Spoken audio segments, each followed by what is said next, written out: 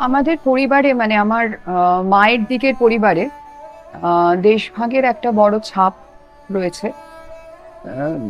মানে এমনিতে আমার বাবার দিক এবং মায়ের দিক উভয়ের দিকই ঢাকা থেকে এসেছেন। দেশভাগের আগে পরে উম, মানে 47-এর আগে পরে তারা তখনকার পূর্ববঙ্গ, পূর্ব পাকিস্তান থেকে ভারতবর্ষে চলে আসেন।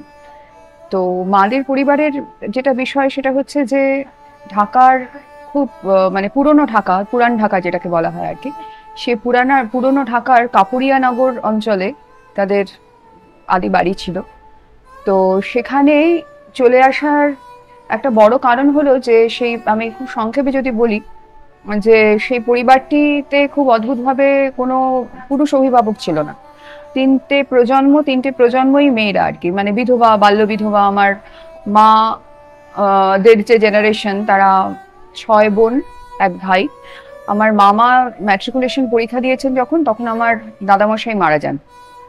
এবং তখন আমার দিদিমার বয়স, আমার দাদামশাই যখন মারা যান তখন দিদিমার বয়স 30-এর ঘরে। এবং তার আগে তার মা, মানে আমার দিদিমার মা এবং তার মা, মানে মাদের দিদিমা, তাদের বড় মা, এরা সবাই বাল্য বিধবা ছিলেন। তো তারা সকলে একই বাড়িতে থাকতেন, ওই পুরনো ঢাকার কাপুরিয়ানগরে যে বাড়ি ছিল। তো ঘটনা হচ্ছে যে আমার দাদামশাইয়ের মৃত্যুর পর তার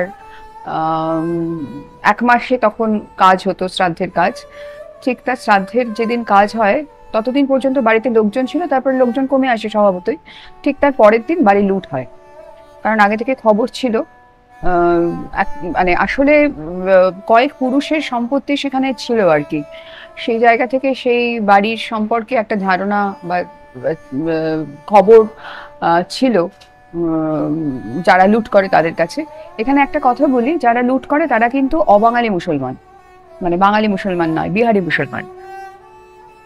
তো সেই একটা ঘটনার মানে ভয়ঙ্কর ঘটনা, যেটা একেবারে আমার মা তখন বছর 5 বয়স, আমার ছোট মাসি তখন বছর 2, কিন্তু তাদের স্মৃতিতেও সেইটা রয়ে গেছে।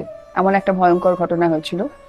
তো এরকম একটা কিছু ঘটতে পারে কোনোভাবে আজ একটা পাওয়া গিয়েছিল বলে আমার দিদিমা তার 6 মেয়েকে নিয়ে, তখন 6 মেয়ে নয় 5 মেয়ে, কারণ বড় মাসির তখন বিয়ে হয়ে গেছে, 5 মেয়েকে নিয়ে ওই পাড়ারই একটি বড় বাড়ির মন্দিরে গিয়ে লুকিয়েছিলেন। মদন মোহন মন্দির বলা হয়, সেই মন্দিরে গিয়ে সেখানে তিনি লুকিয়েছিলেন। আর বাড়িতে ছিলেন 2 বৃদ্ধা, মানে মার দিদিমা এবং তার বড় মা, এবং আরেকজন ছিলেন সেই বাড়ির যিনি মালকিন আর কি। আম, তো সেই সম্পর্কটা একটু জটিল, সেটা আমি আর বিস্তৃত আলোচনায় যাচ্ছি না। মোটামুটি 3 জন মহিলা ছিলেন বাড়িতে, আর কেউ ছিলেন না। এবার যেটা হয় সেটা হচ্ছে, পাড়ার বাড়িগুলো সব পরপর সামনে দিয়ে, পেছন দিক দিয়ে খিড়কি দরজা দিয়ে এক বাড়ি থেকে আরেক বাড়িতে যাতায়াত করা যায়, এরকম বাড়ি। তো সেই পাড়ার 2 নম্বর বাড়ি ছিল আমার মাদের বাড়ি। প্রথম বাড়িটাতে প্রথম অ্যাটাকটা হয়, এবং অ্যাটাক হওয়ার একটা বড় কারণ হচ্ছে সেখানে একটি মেয়ে এসে তাকে লুকিয়ে রাখা হয়েছিল। সেই মেয়েটির নাম রানী, এবং সে খুব সুন্দরী ছিল যতদূর জানা যায়। এবার তার মানে প্রপার ঢাকায় তাদের বাড়ি থেকে সে এখানে এসে তার দাদুর বাড়িতে ছিল, এটা তার দাদুর বাড়ি, সেখানে সে ছিল। এবার সেই মেয়েটির জন্যই আসলে অ্যাটাকটা হয়। এবং তারপরে আমার মাদের বাড়িতেও এতগুলি মেয়ে, অল্প বয়সী মেয়ে, তাদের কথা মাথায় রেখে এই দুটো বাড়ির উপরেই প্রধানত আক্রমণটা আসে। এবার প্রথমে ওই গলির প্রথম বাড়িটাতে অ্যাটাক করা হয়, এবং সেখান থেকে তার আগেই ওই রানীকে নিয়ে এসে এই বাড়িতে, মানে পাশের বাড়িটাতে লুকিয়ে রাখা হয়েছিল। লুকিয়ে রেখেছিলেন আমার দিদিমা, তাকে নিয়ে গোয়ালঘরের চালে গিয়ে খড়ের মধ্যে লুকিয়েছিলেন। আর সেখানে যখন লুকিয়েছিলেন তখন পাশের বাড়ি থেকে তাকে আগে প্রথমে ওই দিদিমা রানীকে নিয়ে এসছে, তারপর তার দাদু আসছেন আর কি। সেটা বুঝতে পেরে পাঁচিল টপকে ঢুকে সেখানে তাকে মানে ছুরি মারে, স্ট্যাব করে। এবার তারপর ওই মানে চোখের সামনে নিজের স্বামীকে ওই ছুরিবিদ্ধ হতে দেখার পরেও কোনোভাবে ওই রানীর দিদিমা নিচের একতলার অনেকগুলো ঘর, সেই ঘরের মধ্যে কোথাও একটা গা ঢাকা দিতে পারেন। এবার আক্রমণকারীর দল, হামলাকারীর দল, তারা ওখান থেকে সোজা দোতলায় চলে যায়, একতলায় আর না গিয়ে। এই দোতলায় চলে যাওয়ার ফলে তারা একতলায় যদি ঢুকতো তাহলে কি হতো আমরা জানি না, কারণ একতলাতেই গোয়ালঘরের আরো পেছন দিকে গোয়ালঘর ছিল। সেই গোয়ালঘরের ছাদে রানীর দিদিমা তার মানে আমার মায়ের দিদিমা, রানীর দিদিমা এবং রানী তারা খড়ের মধ্যে লুকিয়েছিল সেখানে।